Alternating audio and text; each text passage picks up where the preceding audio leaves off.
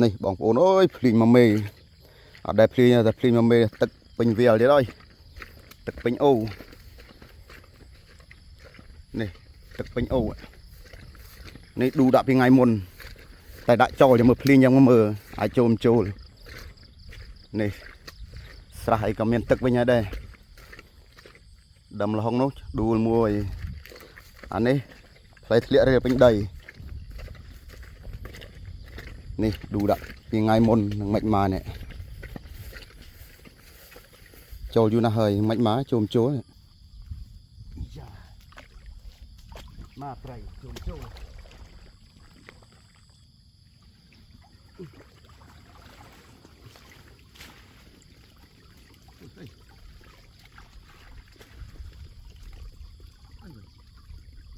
điện sậy trong này đây cái tuổi ghê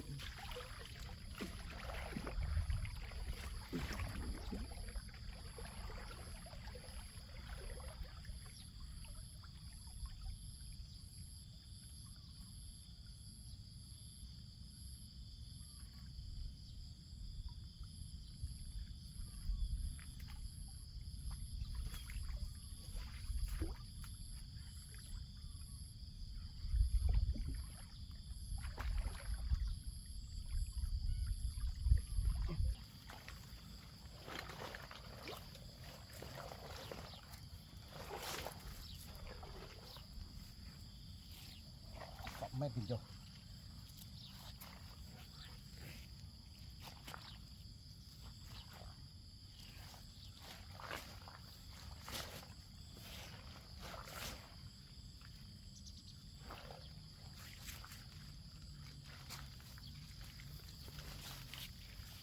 nè mình đang buộc mình đang tray đang ghép cái này nè cũng làm nè pinatrakating ấy nè tray lo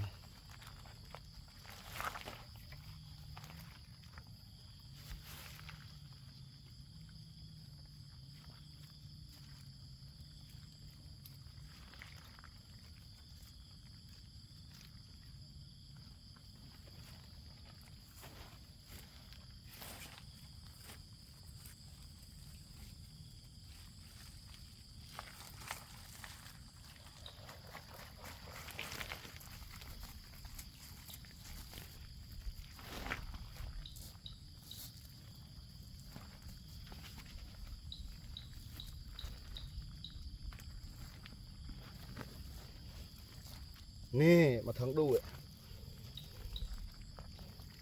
mà bố ơi nè mà thằng đu đây tray bro